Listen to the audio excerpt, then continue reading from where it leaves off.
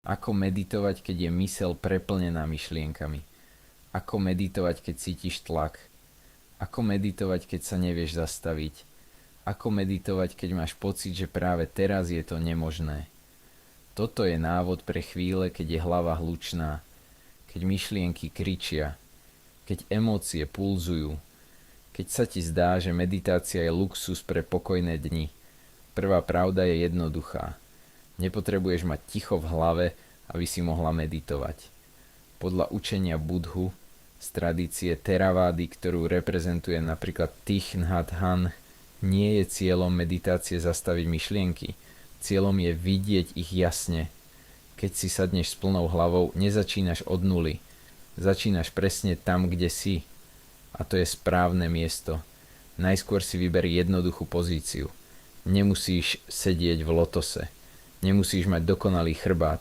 Stačí rovná chrbtica a vedomý zámer. Zavri oči, alebo ich nechaj jemne pootvorené. Teraz neprikazuj mysli, aby stíchla. Len si všimni, že je hlučná. Povedz si vnútri, toto je hluk, toto je nepokoj, toto je plná hlava. Neposudzuj, len pomenuj. Toto je prvý krok všímavosti. V buddhistickej psychológii sa tento proces nazýva sati. Všímavosť. Čisté vedomie toho, čo sa deje. Ak sa objaví myšlienka, nevytláčaj ju, nenasleduj ju, len si všimni. Myšlienka je tu. Ak príde ďalšia, znovu si všimni. Myšlienka je tu. Tvoja úloha nie je zastaviť tok. Tvoja úloha je stať sa brehom rieky. Rieka môže byť divoká, ale breh sa nehýbe. Druhý krok je návrat k telu. Plná hlava znamená, že energia je hore. V myšlienkach, v obrazoch, v analýze. Presuň pozornosť do tela. Nadýchni sa pomaly. Cíť, ako sa hrudník rozširuje. Cíť, ako sa brucho dvíha. Vydýchni pomaly. Cíť, ako sa telo uvoľňuje. Nič nemeníš. Len vnímaš. Ak je hlava stále plná, je to v poriadku. Vedomý nádych, vedomý výdych.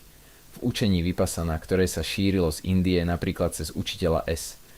Ngoenka sa kladie dôraz na pozorovanie dychu bez zásahu. Dých je kotva. Nie nástroj kontroly. Keď si uvedomíš, že si sa stratila v myšlienkach. Nezlyhala si. Práve si sa prebudila. Každý návrat je malý moment osvietenia. Tretí krok je prijatie nepokoja ako objektu meditácie. Ak je myseľ extrémne aktívna. Nechaj nepokoj, aby sa stal témou. Opýtaj sa vnútri. Ako sa nepokoj cíti v tele? Je to tlak v hrudi. Je to napätie v čele. Je to zvieranie žalúdka. Zameraj sa na fyzický pocit. Nie na príbeh. Príbeh je myšlienka. Pocit je realita okamihu. V buddhizme sa hovorí o troch charakteristikách existencie. Pominuteľnosť, nespokojnosť. Keď sedíš s plnou hlavou, môžeš priamo pozorovať pominuteľnosť. Žiadna myšlienka netrvá večne. Prichádza, odchádza, aj tá najintenzívnejšia vlna sa rozpadne. Nesnaž sa zbaviť sa nepokoja. Skúmaj ho, ako dlho trvá jedna myšlienka. Kde začína, kde končí. Zistíš, že myšlienky sú proces. Nie pevná vec. Štvrtý krok je súcit so sebou. Keď je hlava plná, často sa objaví frustrácia. Prečo sa neviem upokojiť? Prečo mi to nejde? Prečo som taká rozbitá? Zastav sa. Polož si ruku na srdce a povedz si, je to ťažké a je to v poriadku. Buddha učil, že utrpenie je súčasťou ľudskej skúsenosti. Nie osobné zlyhanie. Ak sa objaví slza, dovol jej byť. Ak sa objaví hnev, dovol mu byť. Meditácia nie je útek. Je to odvaha zostať. Piatý krok je práca s časom. Keď je myseľ preťažená, nezačínaj s 30 minútami. Začni s 3. 3 minúty plnej prítomnosti sú viac ako 20 minút boja. Nastav si časovač, sadni si a povedz si, že tieto 3 minúty nič neriešiš. Svet počká. Keď zazvoní časovač, nevyskoč hneď. Všimni si rozdiel. Možno je myseľ stále hlučná, ale ty si o niečo stabilnejšia. 6. krok je integrácia do dňa. Ak nedokážeš sedieť, medituj v chôdzi. Pomalý krok, vedomý dotyk chodidla so zemou.